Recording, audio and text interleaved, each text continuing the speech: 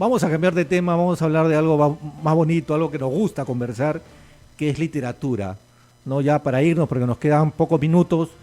Percy, estas fechas son especiales porque de una forma 26 de abril, o abril en general, nos recuerda a varios escritores, ¿no? El mes de la letra. Pero hoy vamos a hablar de dos escritores. Por un lado está el poeta peruano José Watanabe, con este libro El guardián del hielo. Y también está, por supuesto, el escritor argentino Roberto Ar, que hoy, 26 de abril, estaría cumpliendo 124 años. Yo cada vez que tengo oportunidad de decirlo y compartir, siempre recomiendo que lean a Roberto Ar. Tiene un libro espectacular, muy bueno, que es Los Siete Locos y los Lanzallamas. Y también hay otros cuentos como el libro del juguete rabioso, ¿no? Entre otras publicaciones que tiene Roberto Ar. Que son más crónicas, ¿no? Claro, pero coméntanos un poco, ¿no? Desde tu mirada y desde, digamos, a pesar que pasan los años, escritores como Watanabe, digamos que tiene pocos años de fallecido. 17 años, pero permanece. Se cumplió el día de ayer. Permanece 17 años. Pero digo, acá hay varios puntos, ¿no? Porque pasó hace poco también el día del libro y la gente a veces no sabe qué es el día del libro porque es el aniversario de Cervantes, vinculan a Shakespeare, está Garcilaso de la Vega. Entonces es todo un asunto mucho más importante. Incluso yo escribí un artículo que decía el 23 de abril debe ser el día de la hispanidad, porque es el día del idioma español. No el 12 de octubre, ¿no? Sino el 23, bueno, ya escribí un artículo, lo pueden buscar en Google. Claro. Pero volviendo al tema de Watanabe, ¿por qué es importante Watanabe, que es un poeta? En realidad, casualmente, como que no habría dos personajes más opuestos que Watanabe y Roberto Ar, ¿no? Sí, Watanabe pues, es un hombre de una poética contenida, fina, como en gran medida es la poesía peruana que merece el reconocimiento mundial. Quizás débil para algunas cosas, pero altamente contemplativa. Ahí, para que lo corrijas, es José Watanabe y Roberto Ar, por favor. Listo. Y Roberto Ar, como se le ve, pues inclusive en esos semblantes, era un hombre de una escritura no tan prolija, ¿no? Desmesurada. Se le achacaban los defectos que los puristas achacaban a Dostoyevsky o al mismo Cervantes, es decir, que sus páginas podían ser corregidas por un estilista fino. Entonces el asunto que tanto en Ar como en Dostoyevsky como en Cervantes, incluso tomando el parecer de Borges, de que estos estilistas finos pueden corregirles las páginas, no podrían escribir esas páginas tan intensas, ¿no? Tan importantes para la historia de la humanidad, desprolijas y ríspidas en algunos momentos, pero como es la vida misma, ¿no? Y contundentes, potentes, vigorosas. Cervantes decía esto en relación a los autores del siglo de oro como Lope de Vega o Quevedo, Góngora. Decía, cualquiera de ellos puede corregirlo a Cervantes, ninguno de ellos, y él que amaba a Quevedo, ¿no? Ninguno de ellos puede escribirlo de Cervantes, ¿no? Si así a ese nivel, digamos que se podría hablar de Roberto Ar, ¿no? Indudablemente, una tensión importante, existencial, metafísica como toda la alta literatura, ¿no? No un juego de minucias y de descripciones vacías y todas estas simplezas que proliferan ahora, o incluso con los que se hacen pasar por duros, ¿no?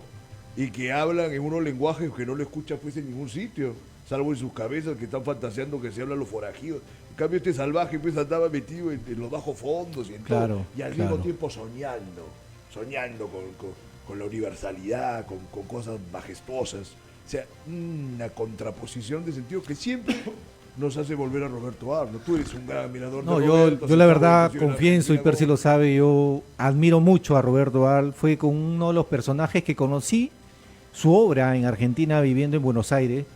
Ahí descubrí quién era Roberto Ar. Si bien acá lo conocen poco, digamos, la gente que está más sumergida en la literatura sí lo ubica y lo ha leído, pero la gente normalmente no lo ubica. Pero esa gente misma en la literatura no necesariamente lo aprecia, porque es muy contrario a las formas que son las típicas de la literatura peruana. Están en otra fórmula de ambición, de visión. Acá a la gente le interesa más hacer un párrafo bonito que realmente, como dice Nietzsche, poner sangre en el estilo, ¿no? Creo que tiene que ver mucho con la idea de la identidad nacional, varias cosas por ese lado. ¿Cómo llego a Roberto Ar? Recuerdo que estaba en Buenos Aires y a la gente que conocía le pedía que me presten libros, ¿no? Que me recomienden libros también. Y una tarde hoy me dice, ¿sabes qué? Pasa por mi casa. No, pasa por mi casa, ¿no? Como te dice. Y me tenían preparado unos libritos, 5 libros. Me acuerdo que había uno de Goya y uno de Roberto Ar. Estaba la historia de la vida de Goya y también estaba el libro El juguete rabioso. Y me lo devoré. Me encantó, digo, ¿quién es este autor? Roberto Al. Y empecé a buscar más obras de Roberto Entonces he Al. entrado directo a la obra. En cambio, Claro. yo he entrado a través de referencias. Sí, Por sí. No, supuesto, yo era entré- borgiano de adolescente, ¿no? Yo entré directo. Y tú sabes, claro, pero yo leía a Borges y leía a la gente de la revista Sur, Claro. y que todos pues son elegantes, finos, ¿no? Y se había hecho la mención de la pugna de los grupos de Florida y Boedo. De Florida y Boedo, por está en el supuesto. otro sitio. Por Y supuesto. aparece alguien. ¿Quién es? Vamos a verlo. San Y Juan del aparece- Lurigancho y Surco. O San Juan del Lurigancho y San No, Isidro, San Isidro. El Callao y Surco, ¿no? Podría ser el fondo de San Juan del Lurigancho, una zona así picante Claro, y tal. claro. Y el otro muchacho fue que de arranque siempre en las menciones que encontraba decían, este es como si fuera Dostoyevsky, pero metido en Buenos Aires. Exacto. Un salvaje así. Y con esas ambiciones, con esas tensiones, ¿no? Con esa forma de Claro. enfrentar la locura y cierta forma de O sea- desgraciar de la vida sin quebrarse, o en todo caso aceptando esos quebrantamientos de pie. Una cosa de carácter que me parece muy relevante, puede ser extraliteraria, pero que para mí es fundamental también para apreciar Sí, este no, caso sin duda. Al, ¿no? Ahora, lo rico de la literatura de Roberto Al, aparte que cuenta bien las historias, es decir, el uso del lenguaje que introduce el lunfardo argentino, ¿no?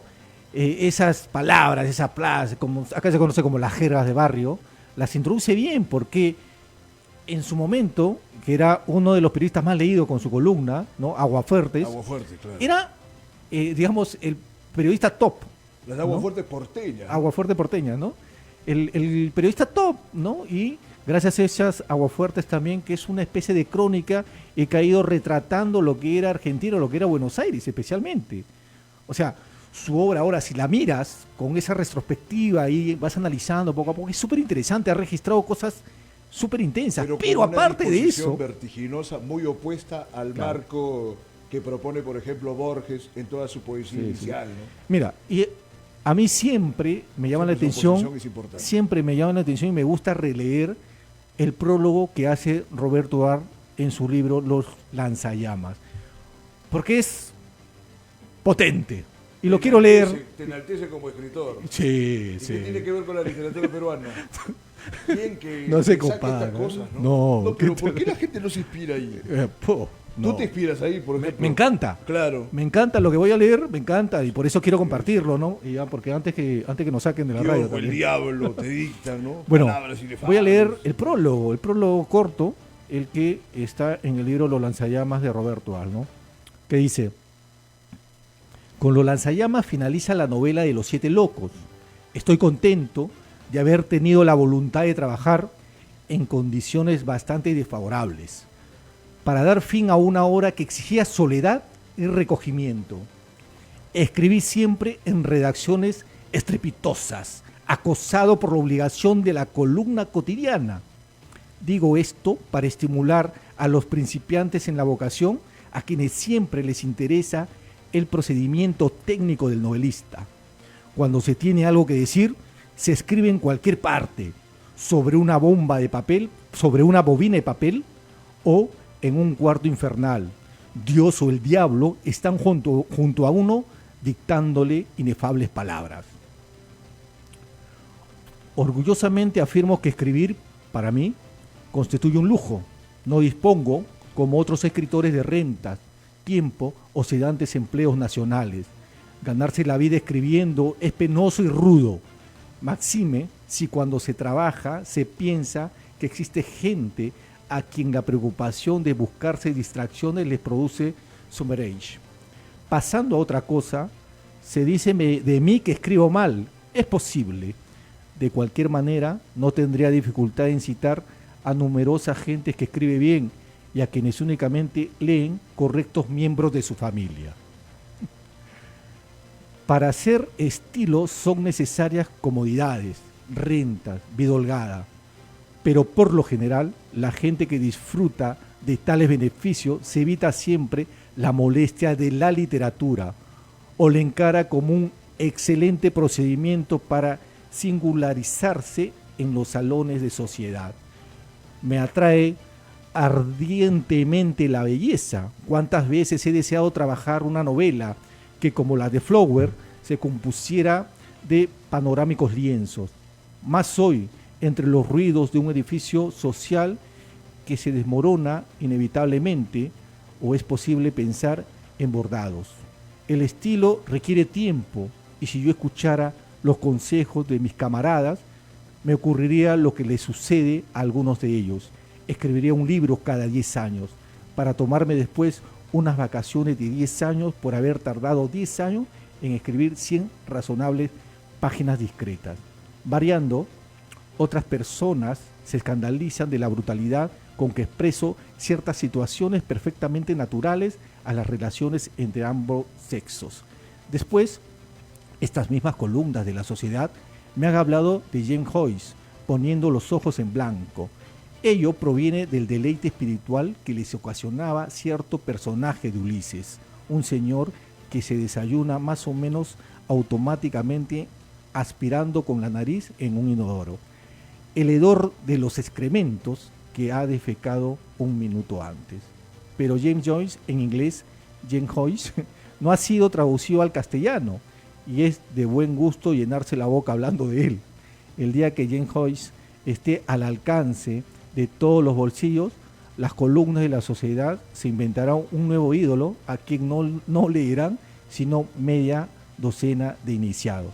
En realidad, uno no sabe qué pensar de la gente, si son idiotas en serio o si se toman a pecho la burda comedia que representan en todas las horas de sus días y sus noches.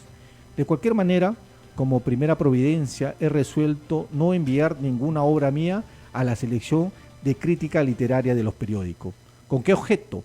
Para que un señor enfático, entre el estorbo de 2 llamadas telefónicas, escriba para satisfacción de las personas honorables. El señor Roberto Bar persiste aferrando a un realismo de pésimo gusto, etcétera, etcétera. No, no y no. Oye, pero hay que criticarlo a Arpris acá. Ha pasado estos tiempos. Tú lo lees como El si fuera futuro la Biblia, es pero- nuestro, por prepotencia de trabajo. Ya, esa parte sí. Crearemos nuestra literatura, no conversando continuamente de literatura, sino escribiendo en orgullosa soledad libros que encierren la violencia de un cross sobre la mandíbula. Sí, un libro tras otro y que los eunucos bufen. El porvenir es triunfalmente nuestro. Nos lo hemos ganado con sudor de tinta y rechinar de dientes frente a la underworld que golpeábamos con manos fatigadas, hora tras hora, hora tras hora. A veces se le caía a uno la cabeza de fatiga, pero mientras escribo estas líneas pienso en mi próxima novela. Se titulará El amor brujo y aparecerá en agosto del año 1932. Y que el futuro diga. Roberto Arro. Y el futuro ha dicho bastante, pero mira, habría que criticarlo ahora, a ver acá en algunos elementos, porque tú lo lees como si fuera la Biblia y que lo admiras. Y a mí también me encanta, he tomado como parte de mi ética, sobre todo esa última parte, ¿no? De escribir con esa contundencia de un cross a la mandíbula, pero estaba pues profundamente herido, ¿no? Y él sabía de sus limitaciones. Por ejemplo, se atreve a comparar con Joyce, que es correcto en parte lo que dice, pero el dominio del idioma inglés y de la cultura del episteme que manejaba Joyce, o sea, pues es absolutamente incomparable, porque ya raya casi en la inconmensurabilidad respecto a lo que manejaba Art. Obviamente. Porque Art pues estaba lleno de las limitaciones precisamente de ser pues un inmigrante pobre, que claro, había trascendido profundamente, pero nunca jamás, aunque su inteligencia o su talento estuvieran en una disposición elevada, las propias condiciones en que había ido nutriendo su talento estaban destruidas, pues. Borges tenía, digamos, como una lectura de cabecera, la Enciclopedia Británica, que no es tampoco una cosa tan gran erudita, pero son como 80 volúmenes. Art tenía que leer, no sé, Pulp Fiction, esas cosas que estaban por ahí, ¿no? Cosas... O las hojas de periódico Sí, las del hojas de suelo. periódico, y ese tipo de... ¿Te acuerdas de esos manuales del vivo, del pícaro, no sé cuántas cosas que venden por un sol a veces? ¿Te Claro. acuerdas? Y a ese tipo de cosas también lo nutrían a él. Claro que al mismo tiempo se encontraba un libro de Dostoyevsky o de Giordano Bruno, de gente así, ¿no? Pero la iba matizando. Entonces, la importancia de Al es que pese a esas limitaciones se pudo encumbrar hasta donde se encumbró, pero en ese texto realmente creo que voy a escribir una crítica el fin de semana, porque es interesante, ¿no? Pese a que lo admiramos, o sea, él está tan herido y empieza a hacer comparaciones que no tienen que ver. Pero aún así a los de su tiempo, a los de Buenos Aires los destruyó, ¿no? Pero A pesar de... pero habría también que precisar que todo puede ser Así objeto es. de crítica. Ahora van a salir, por supuesto, los narradores de AR a decir, bueno, pero ¿por qué? Pero AR por lo menos no era ningún llorón, ¿no? Entonces es algo que yo valoro, respeto en AR, Bueno, esa y- conducta y- bravía y- frente al mundo, Y ¿no? también una de las cosas que hay que agradecer, que lamentablemente también falleció, es el crítico y escritor Ricardo Piglia, que difundió bastante su obra, ¿no? Ayudó, no solamente la estudió, sino que la difundió. Y creo que no fue mezquino Que con casi no AR, tenían nada que ver, ¿ah? ¿no? Pues claro Exacto. que sí, porque tú ves a Pigle, lo ves al otro, y en la escritura, peor. Pero sí, no, Pigle ha sido el gran promotor Sin del duda. mundo de art Sin duda. de las últimas décadas, ¿no?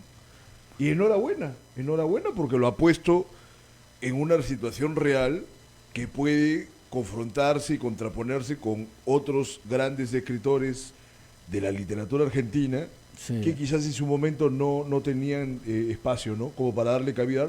Carl entra con derecho propio, Sí. como dice, con la violencia de golpes a la mandíbula de todos sus opositores, Sí. ¿no? Para mí Realmente una como- forma muy encantadora de enfrentar Sí, la literatura, ¿no? claro, para mí, como dice Percy, yo tengo gran admiración a Roberto Ar. No solamente lo leo, estoy detrás de todo lo que aparezca de Ar. Y hay un libro publicado por Marcial Luna, también periodista argentino, que llegó a mis manos gracias a Marcial Luna, sobre la presencia y escritos desconocidos de Roberto Ar en la ciudad de Azul, una ciudad que está a 5 horas de Buenos Aires, ¿no? Por esos años, Ar llegó a la ciudad de Azul y hay testimonio gracias a lo descubierto por Marcial Luna, que son publicaciones del diario de la época de esa ciudad.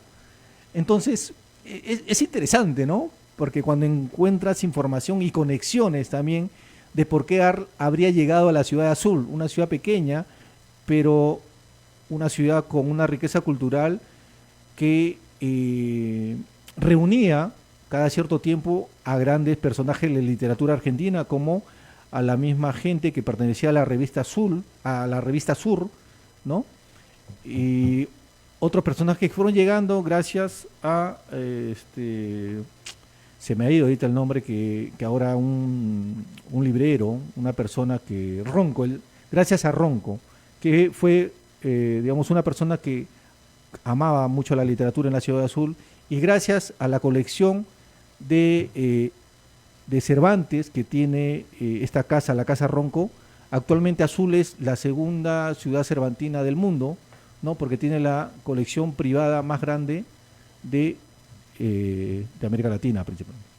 Bueno, nos vamos, ya nos ganó la hora y nosotros vamos a seguir hablando por ahí de literatura argentina, peruana, chilena, ecuatoriana, boliviana, en fin. Muchas gracias por escucharnos y nos vemos el próximo viernes. Chao.